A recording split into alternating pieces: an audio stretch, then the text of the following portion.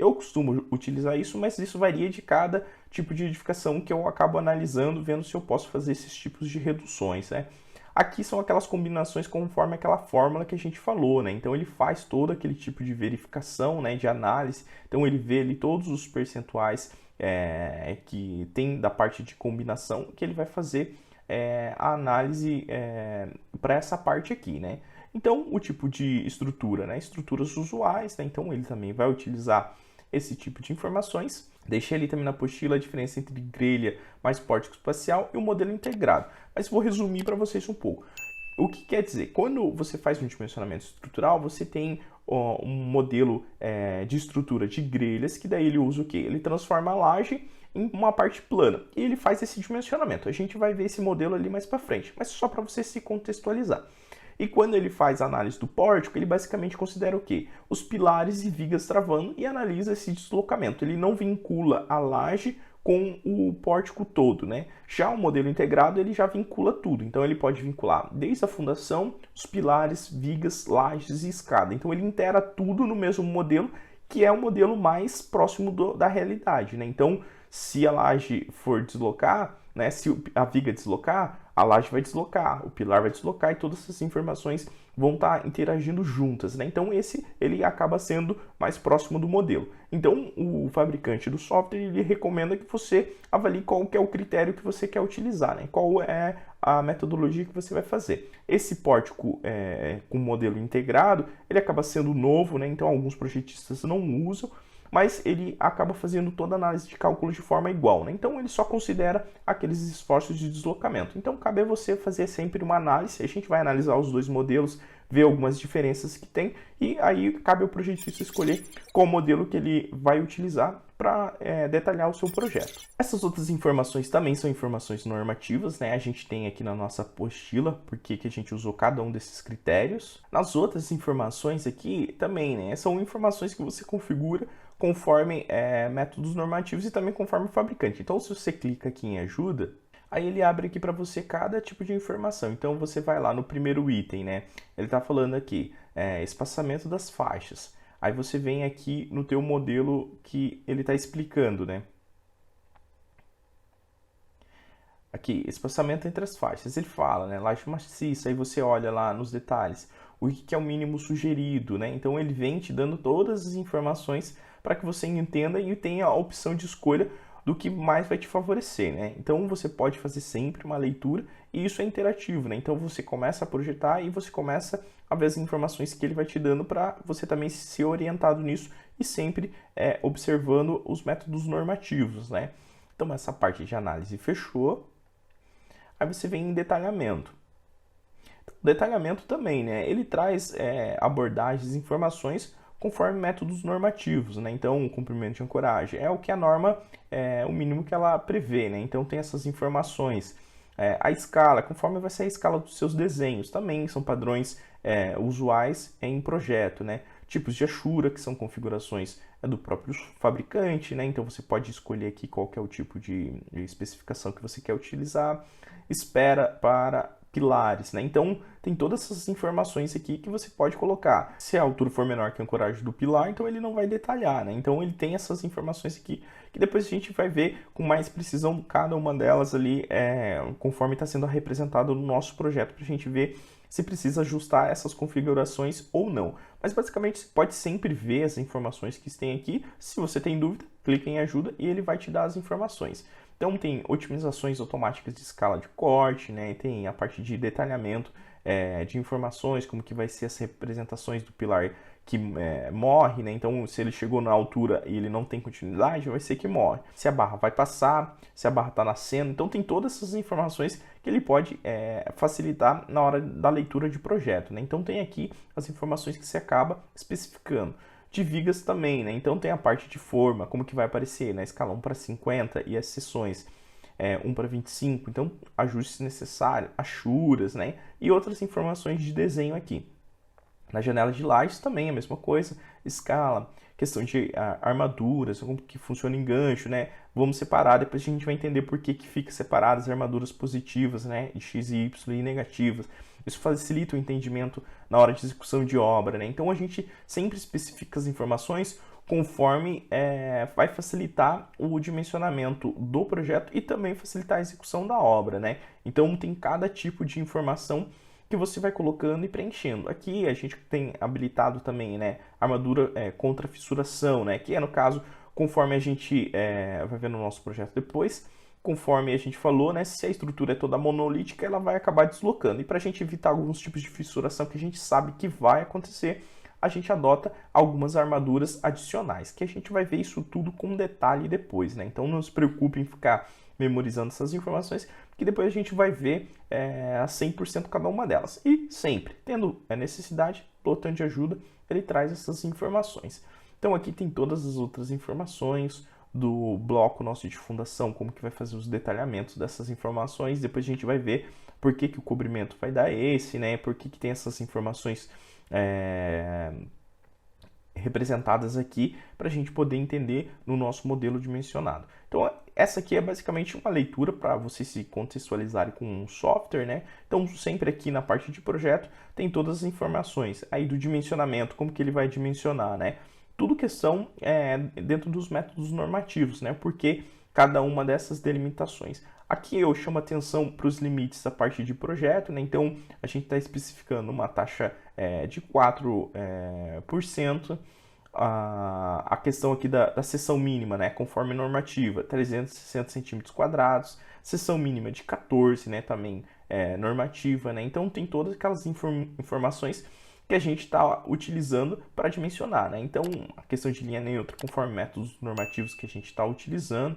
Então, todos esses coeficientes a gente configura, né, conforme as necessidades. Então, você vai estar recebendo já esse arquivo dessa forma, configurado já, né? Então, você depois pode fazer uma leitura e uma análise deles. E todos os outros itens, né? Dimensionamento de viga. Caso você, depois com mais experiência, quero modificar algumas informações aqui porque eu acho que não é necessário. Então, você vê, se estiver dentro dos princípios normativos, você vem e faz as suas devidas configurações conforme a tua experiência de dimensionamento, né?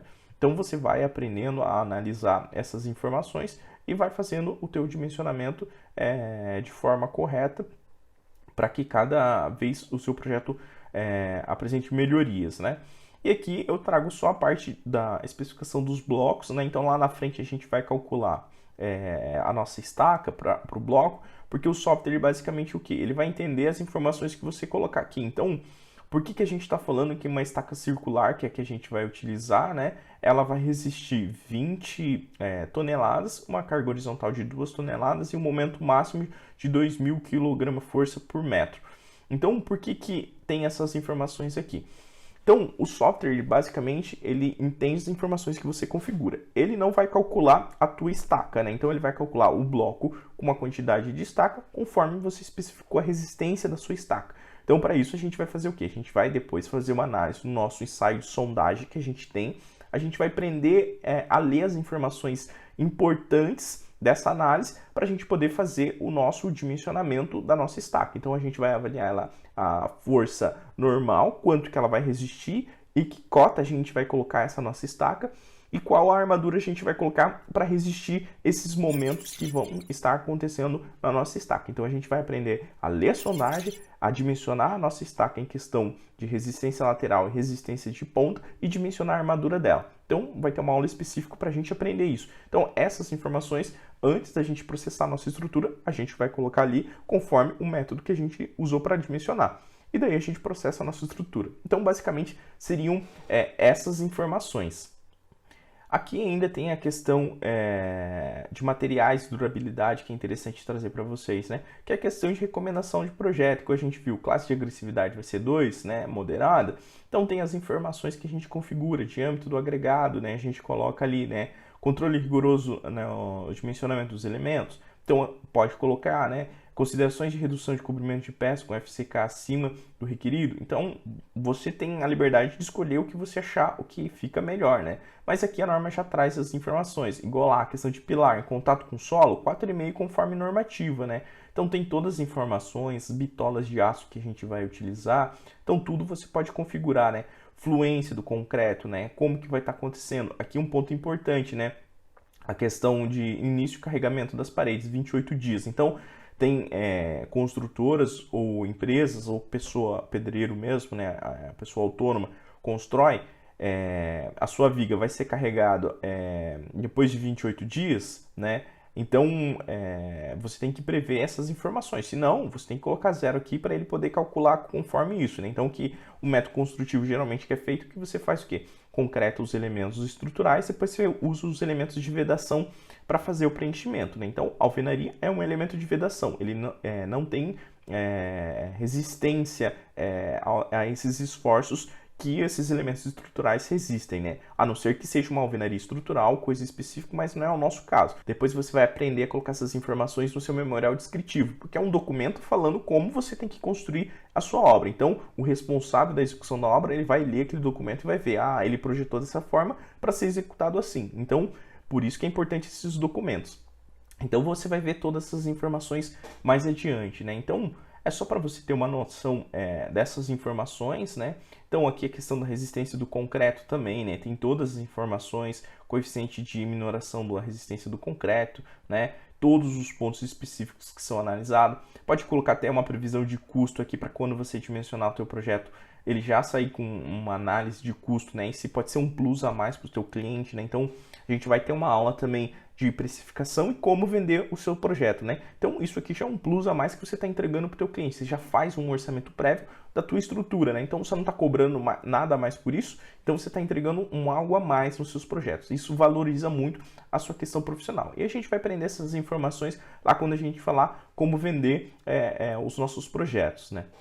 E aqui, por último, a gente vai analisar, né, esse ponto, análise do vento. Também a gente pode considerar, né, os parâmetros aqui normativos, né? Então a gente pode ver a edificação é menor que 20 metros, coloca as informações. Como que eu acho a questão do vento? Então eu abro aqui, tem um mapa das isopletas, você pode fazer uma interpolação para achar a região onde você está projetando, né? Então você pode morar em um local e estar fazendo a edificação no Acre, né? Então pode estar fazendo em qualquer outro local, né? Em sudoeste, sudeste, né? Então centro-oeste. Então você tem que pesquisar como que é a incidência do vento para cada tipo de região para você colocar. Como a gente está fazendo a nossa região aqui de Curitiba, a gente está colocando 42 metros por segundo, né? Então a gente chega nessas informações aqui por ali. E os outros parâmetros que a gente configura, né? Conforme relação topográfica, né? Do terreno, então tem as informações que faz você chegar, fatores estatísticos, né? Então a gente sempre configura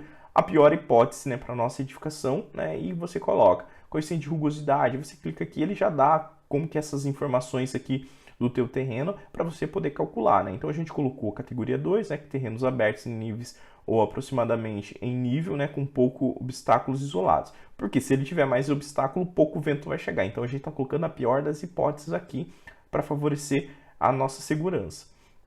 E aqui, por último, vai ser as verificações de estados limites, né? Então, são todas as informações que a gente colocou conforme a normativa, né? Deslocamento de viga, né? Análise sensorial, a gente vai ver o vão sobre 250. E isso tudo conforme a normativa, né? Então, você olha aqui, você vê que tá na norma, né? Então, são informações que você vê aqui tem na norma, exatamente como está configurado aqui, né? Então, você tem essa obrigação como projetista, né? Seguir os parâmetros normativos para você dimensionar o teu projeto. Então, aqui você configurou todas as informações conforme métodos normativos para você fazer a sua análise estrutural.